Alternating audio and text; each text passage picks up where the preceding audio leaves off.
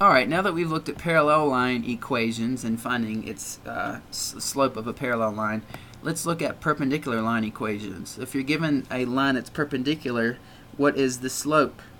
We talked about that when we compared slopes giving two sets of points. We found the slope, and we said that it's perpendicular if it is the negative reciprocal of each other. So keep that in mind again as we go through this lesson. Negative reciprocal. Now we're going to be using the same equations as the parallel lesson, except the key word here is perpendicular. So find the slope of the line perpendicular to the line y equals 3x plus 2. Well,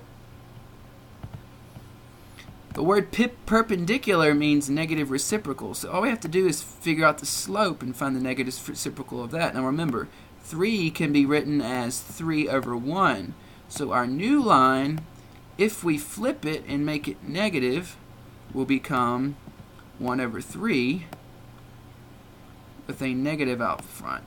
And that's going to be the slope of our line, since it's perpendicular to the line they gave us, y equals 3x plus 2.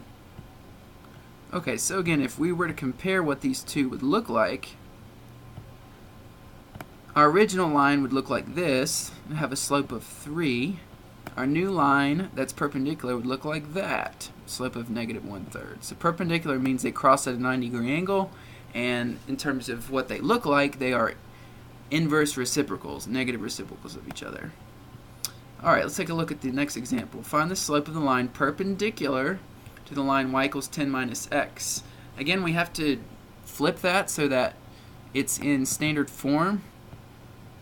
So when we flip it, it becomes negative x plus 10, but again, remember the 1, it's actually a negative 1 that you can't see there.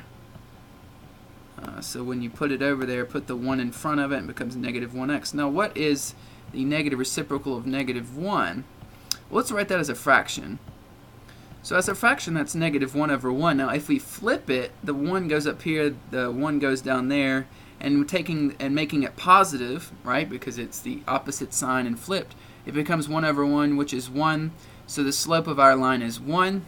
So if you start with negative 1, whatever's perpendicular to that will just be 1, because if you flip it and make it positive, it's 1. So there you go. There's the slope of our line that's perpendicular to this line, y equals 10 minus x. Next example, we have find the slope of the line perpendicular to the line 2x plus 3y minus equals 4. Again, we have to get y by itself. And again, we did this last lesson. We would subtract 2x from both sides. We would get 3y equals negative 2x plus 4. Remember, put this before in front of the 4. And then divide both sides by 3. We get y equals negative 2/3 x plus 4/3. So again, the key word though in this question is perpendicular.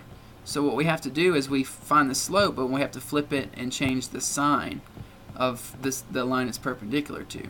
So when we flip negative 2/3, it becomes what? It becomes 3/2, right? Because you flip the 2 and the 3, and you change the sign, and that would be the slope of our line. It'd be 3/2.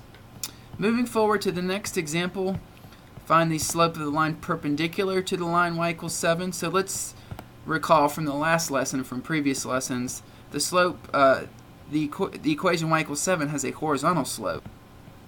And it would look like this, right? And that's because it has a slope of 0. So that means our new line that's perpendicular to that forms a 90-degree angle, would have to be vertical. And we know that lines that are vertical have an equation x equals.